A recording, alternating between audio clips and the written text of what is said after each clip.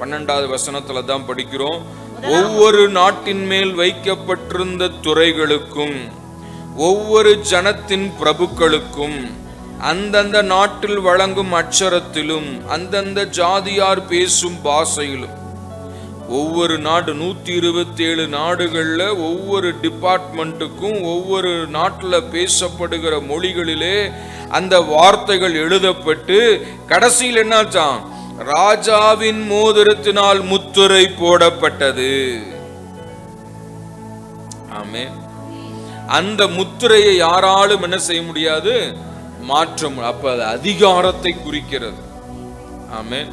அப்படியானால் தேவ பிள்ளையே, கர்த்தர் என்ன செய்றாரு, செருபாபேலை பார்த்து சொல்றாரு, நான் உன்னை முத்திரை மோதிரமாக வைத்திருக்கிறேன். ஆமென். என்னுடைய அதிகாரத்தை உனக்கு நான் கொடுத்திருக்கிறேன். அல்லேலூயா.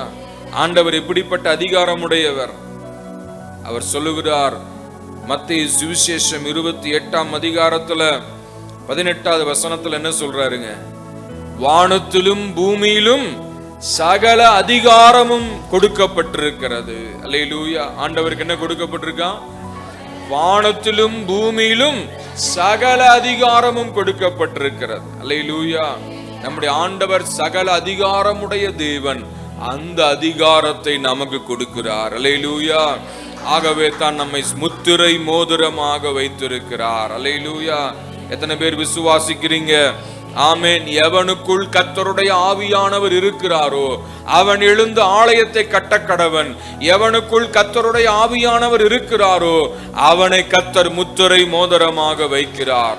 எவன் மேல் கர்த்தருடைய ஆவியானவர் இருக்கிறாரோ அவனை ஆண்டவர் தமக்கு முத்திரை மோதிரமாக வைக்கிறார். அல்லேலூயா. Praise God.